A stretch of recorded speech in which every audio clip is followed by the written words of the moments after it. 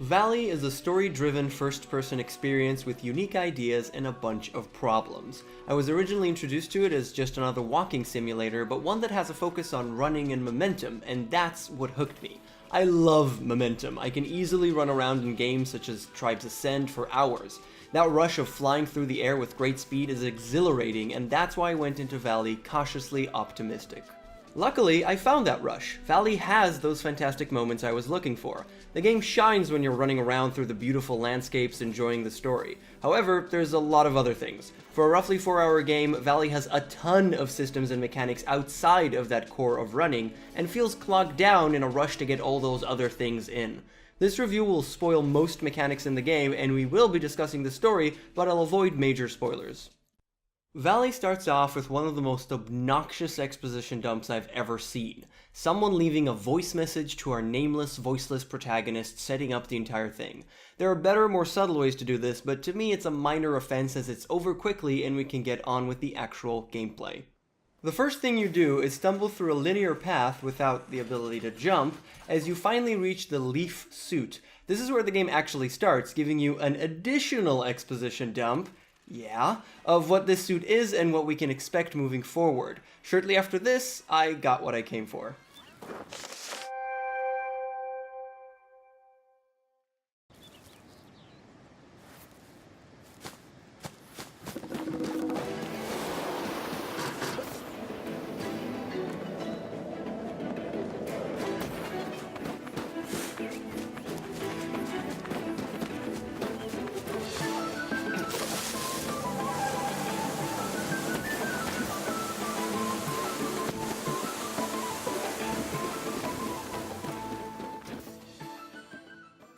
Oh yeah, let's run around the simple yet lovely scenery and leap into the air with great speed! This is fun, this is where the game shines, this is what the game should have been about. But as we'll see shortly, Valley has a lot more to offer, and in my opinion, a lot to its detriment. The suit does more than just allow you to run fast. We can also control life and death. Yeah, I just said that casually because that's how the game introduces it. Video games, right? We can just suck out the life force of trees and living things, and we can also give it back if we feel like it. God complex much? This all might sound cool, but it ends up being just another type of shooting. There are no other quote-unquote guns in the game, but this sort of functions like it, and it uses energy. This energy later turns out to be everything. It functions as hit points for when enemies attack, and yes, there are enemies later. You spend energy when you shoot, and you use it to activate powers such as double jump. You mostly pick up orbs to replenish your energy, or suck it out of living things, and you can improve your maximum capacity by collecting upgrades. Now that all sounds awfully standard because it is. Hit points, guns, upgrades, double jumping, and Valley does all of those things and in no particularly interesting way. One resource for everything, one gun, one type of shot, double jumping, and maybe one additional movement tech outside running, and that's it. I found out quickly you can die by jumping into the water to no ill effect, only to later discover that the game lied to make sure you won't die at the start, and there are actually ramifications to death. When you die, the suit sucks out the Valley's life force in order to revive you, meaning you'll come back to see a few dead trees and animals. This is where some of the systems tie into each other and produce a really cool concept, but unfortunately it's rather underused. You see those two leaves in the corner indicating the Valley's life force was drained? When you respawn, you use your full energy to revive some trees, Valley health comes back up, and you're free to go wander about. The concept of life and death has interesting story ties as well, but when energy is so abundant, it never feels like anything bad could happen. You start getting capacity upgrades before you ever get a good excuse to use your energy, and it pretty much remains full 100% of the time.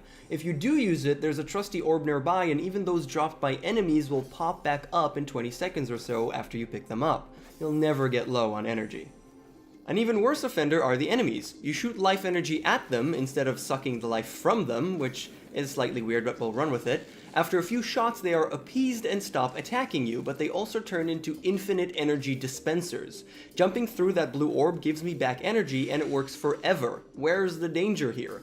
Other enemy types drop standard orbs, and as I mentioned, those come back a while after you pick them up. So it's also infinite energy in a way. There is one unfortunate justification for this, or at least what I think happened here. By making everything tie into this single resource type, the game is in sort of a lock-in. They have to make sure you have energy all the time, or else you simply can't function. But that means it's never scarce, and so it's almost not a resource. You can always do anything you want because you always have infinite energy, so what's the point in it? They try to have a slightly different system with the death mechanic, but since it ties into energy, it doesn't really work. If you die, the valley suffers, but getting back those 2 leaves takes just a few seconds of finding the dead trees nearby, using your nigh infinite energy to revive them, and you're done, making that system also rather obsolete. In terms of enemies, there are maybe 3 different ones if I stretch out the definition, but they all just die to a few shots and pose no real threat. Your shots seem to have infinite range, but enemies' aggro sure as hell doesn't. I aim, shoot a few, and the enemy is dead before it could react. The game would honestly not suffer if there were no enemies at all. So some of these systems aren't great, but Valley does manage to entice the player with its story. We come into this, well, valley looking for the mythical life seed, and we find a scientific and military operation surrounding it. As we get the slow drip of audio tapes activating perfectly in sync with where we are in the world, yeah, that's not great, we learn the history of the place during the troubled times of World War II. Without spoiling much, they started out exploring the area for scientific purposes, and due to the war, the military quickly took over, seeking, how to put it, for new ways to blow stuff up. That's at least putting it lightly. What you find in Valley is an intriguing tale of science for the betterment of mankind versus using these newfound discoveries to create weapons and win the war. This is a fantastic theme and one of the core elements that feels wholesome, as it's expressed in several different ways through mechanics and story arcs in the game. Virginia, our main audio tape recorder, and some would say actual protagonist as the one we drive isn't really a character, tells us of the beauty of the valley as we're experiencing it and her efforts to classify her observations and learn as much as she can. As her character develops, we get a strong sense of what she's like, what she believes in, and how she views the valley and its wonders. In parallel, mostly through notes and what Virginia tells us, we learn of Andrew Fisher, head scientist of the Pendulum Program, leader of the military operation, and antagonist to our leading lady. His ambition to create the ultimate weapon and beat his scientific peers working on the Manhattan Project drives his entire being as he discovers more and more ways to utilize the valley to those ends. One could say it's a descent into madness as he constantly asks to ramp up production and we get notes from workers struggling under the strain, but Andrew doesn't really change much, he just increases in intensity. He was a crazy bastard hellbent on doing anything to promote his ideals, and he just keeps that up throughout the game, asking for more and more as he learns the secrets of the Valley's powers. There's a ton of potential here with a few interesting stories, like Virginia finding love with one of the Pathfinders, that's the name for leaf suit users, or talking about her first encounters with the sprite-like daemons, but the game is too short to really flesh anything out. The great theme could be a catalyst for many intriguing conflicts between army and science, but again, due to the short length, doesn't get its fair share of breathing room.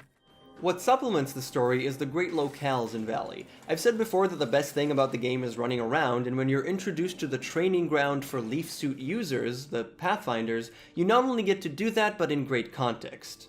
These fantastic open spaces are a rush to run through as you feel part of the story, experiencing the Pathfinder's training. It's greatly enhanced at the end of the course where you see the scoreboard for the various tournaments they held and hear about the friendly rivalry between divisions. It's at these sections, combining the best of its mechanics with relevant storytelling, the Valley truly shines. Running up and down the weapon testing grounds and using the underground transport tunnels is an awesome rush fueled further by a fantastic soundtrack.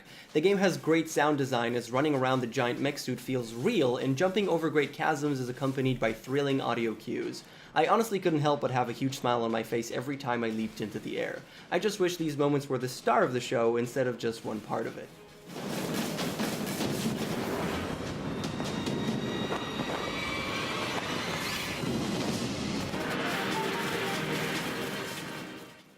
Another conflict in Valley's designs are the collectibles. The game is entirely linear, but you're encouraged to explore your surroundings and find acorns that open unique doors and medallions that can open the mysterious pyramid at the later stages of the game.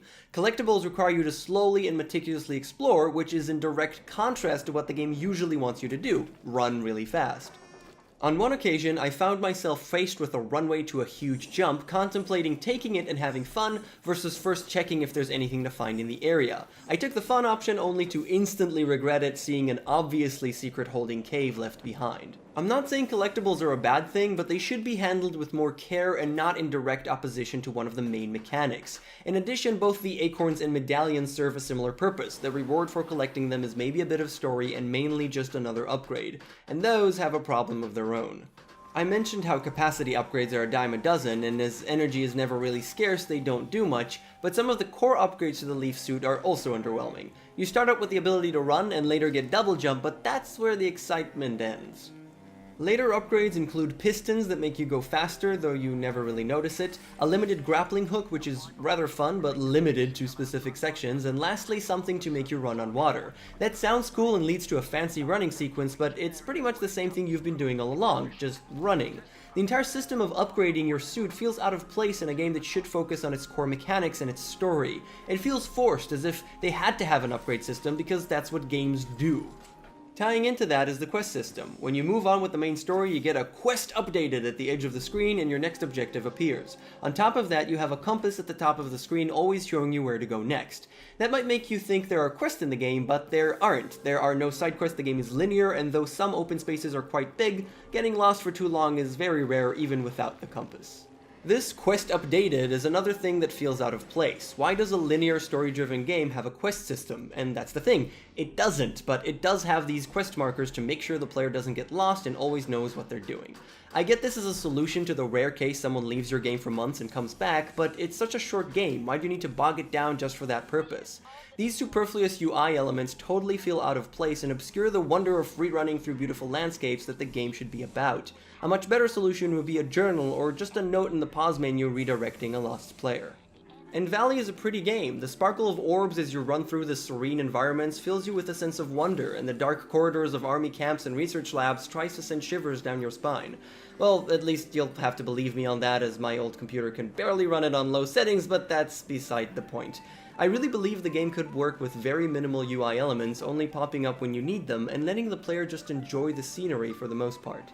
A final anecdote is that during some sections of the game, I felt as if it was trying to scare me. I think the game could have worked well having some kind of ambiguous enemies, but no way to combat them, and adding tense horror moments followed by escape and hide sequences. We're talking of major overhauls here, so none of this is really criticism, it's just that I felt the game try to do this, and it made me want to explore those options. That's just a bit of thinking out loud, I guess. Might just be me.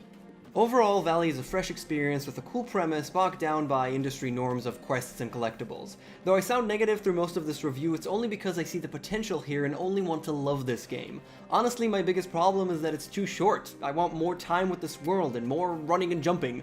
I'm a simple man, I like running and jumping. Well, in games. Not so much in, real life. Let's just show another big jump. All right, can we do that? All right, let's yeah, that'll work.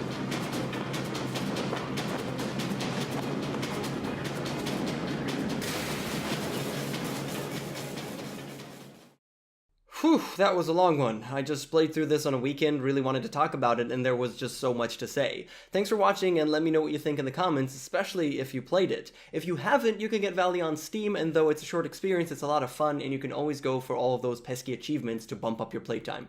That's it for me. See you on the next one.